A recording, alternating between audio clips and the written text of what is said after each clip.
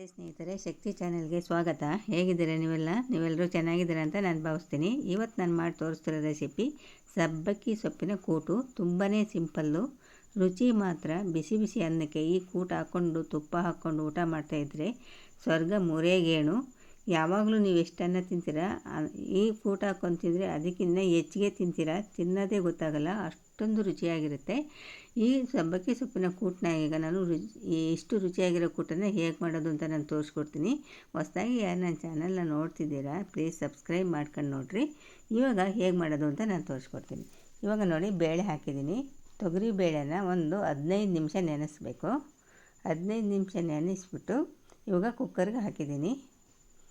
ಕುಕ್ಕರ್ಗೆ ಹಾಕ್ಬಿಟ್ಟು ಸ್ವಲ್ಪ ಎಣ್ಣೆ, ಸ್ವಲ್ಪ ಅರಶಿನ ಹಾಕ್ತೀನಿ. ಹಾಕೋದ್ರಿಂದ ಬೇಳೆ ಬೇಗ ಬೇಯುತ್ತೆ.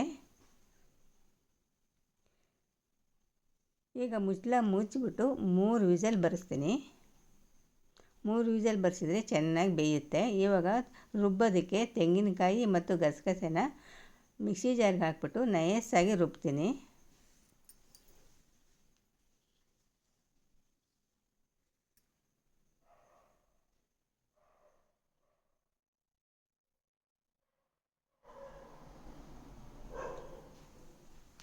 ನೀರು ಹಾಕ್ಬಿಟ್ಟು ನಯಸ್ಸಾಗಿ ರುಬ್ಬಬೇಕು. ಇವಾಗ ನೋಡಿ, ಇಷ್ಟು ನಯಸ್ಸಾಗಿ ರುಬ್ಬಬೇಕು. ಇವಾಗ ಒಂದು ಬಾಣಲೆ ತಗೊಂಡು ಬಾಣಲೆಗೆ ಒಂದು 2 ಸ್ಪೂನ್ ಎಣ್ಣೆ ಹಾಕ್ತೀನಿ.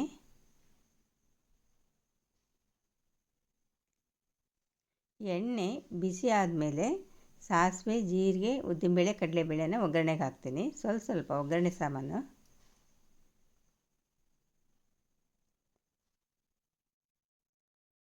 ಸ್ವಲ್ಪ ಕರಿಬೇವಿನ ಸೊಪ್ಪು, ಜಜ್ಜಿಟ್ಕೊಂಡಿರೋ ಒಂದು ಅರ್ಧ ಗೆಡ್ಡೆ ಬೆಳ್ಳುಳ್ಳಿ, ಇಷ್ಟನ್ನು ಹಾಕ್ಬಿಟ್ಟು ಸಣ್ಣ ಉರಿನಲ್ಲಿ ಫ್ರೈ ಮಾಡಬೇಕು.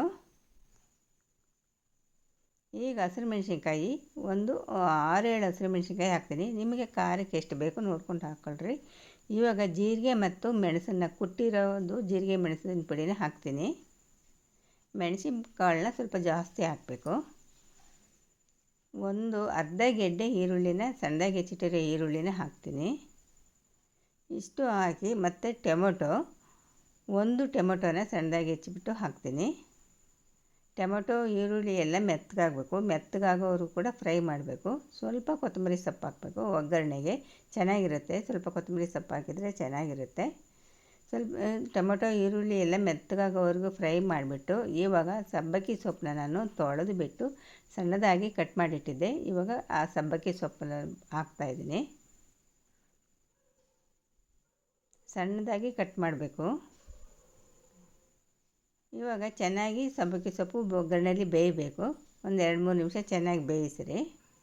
ನೋಡಿ, ಚೆನ್ನಾಗಿ ಬೆಂದಿದೆ. ಇವಾಗ ಸಬ್ಬಕ್ಕಿ ಸೊಪ್ಪು ಕೂಡ ಚೆನ್ನಾಗಿ ಬೆಂದಿದೆ.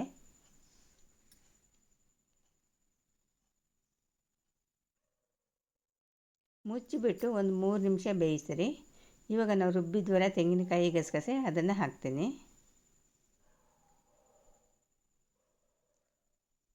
ಅದು ಹಾಕಿದ ಮೇಲೆ ಮೀಡಿಯಮ್ ಉರಿ ಇಟ್ಕೊಂಡು ಚೆನ್ನಾಗಿ ಹಸಿ ವಾಸನೆ ಹೋಗಬೇಕು.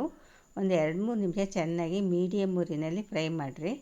ಇವಾಗ ಒಂದು ಸ್ವಲ್ಪ ನಿಂಬೆ ರಸನ ಹಾಕಿರಿ. ಟೊಮೆಟೊ ಕೂಡ ಹಾಕಿದ್ದೀನಿ. ಸ್ವಲ್ಪ ಹುಣಸೆಹಣ್ಣಿನ ರಸನ ಹಾಕಿರಿ. ನಿಂಬೆ ರಸ ಅಲ್ಲ, ಹುಣಸೆಹಣ್ಣಿನ ರಸನ ಹಾಕಿರಿ. ಇಷ್ಟು ಹಸಿ ವಾಸನೆ ಹೋಗೋವರೆಗೂ ಚೆನ್ನಾಗಿ ಉರಿಬೇಕು, ಚೆನ್ನಾಗಿ ಫ್ರೈ ಮಾಡಬೇಕು, ಬೇಯಬೇಕು. ಸಬ್ಬಕ್ಕಿ ಸೊಪ್ಪು ಮತ್ತು ನಾವು ಹಾಕಿರೋ ತೆಂಗಿನಕಾಯಿ ಮಸಾಲೆ ಎಲ್ಲ ಕೂಡ ಚೆನ್ನಾಗಿ ಹಸಿ ವಾಸನೆ ಹೋಗಬೇಕು. ಚೆನ್ನಾಗಿ ಒಂದು 3-4 ನಿಮಿಷ ಚೆನ್ನಾಗಿ ಬೇಯಿಸಬೇಕು. ಈಗ ನಾವು ಬೇಯಿಸಿ ಇಟ್ಕೊಂಡಿದ್ವಲ್ಲ ತೊಗರಿಬೇಳೆನ ಹಾಕಬೇಕು.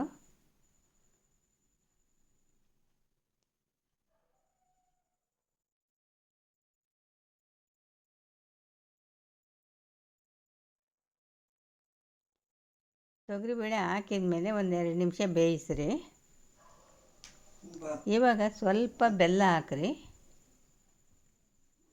ಸ್ವಲ್ಪ ಬೆಲ್ಲ ಹಾಕಿ ರುಚಿಗೆ ತಕ್ಕಷ್ಟು ಉಪ್ಪನ್ನು ಹಾಕಿರಿ.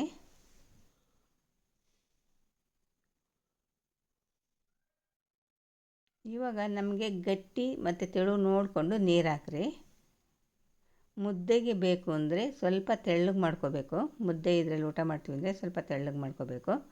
ಇಲ್ಲ ಅಂದರೆ ಇದನ್ನು ಸ್ವಲ್ಪ ಗಟ್ಟಿ ಮೇಲೆ ಮಾಡಿಕೊಂಡ್ರೆ ಬಿಸಿ ಬಿಸಿ ಅನ್ನಕ್ಕೆ ತುಂಬ ಚೆನ್ನಾಗಿರುತ್ತೆ. ನಾವು ಇದನ್ನ ಚಪಾತಿ ಕೂಡ ಮಾಡ್ಕೊಂಡು ತಿನ್ಬೋದು, ತುಂಬಾ ರುಚಿಯಾಗಿರುತ್ತೆ. ಮುಚ್ಚಿಬಿಟ್ಟು ಚೆನ್ನಾಗಿ ಒಂದು 5 ನಿಮಿಷ ಚೆನ್ನಾಗಿ ಬೇಯಿಸ್ರಿ. ಮೀಡಿಯಮ್ ಉರಿನಲ್ಲಿ ಚೆನ್ನಾಗಿ ಬೇಯಿಸಬೇಕು.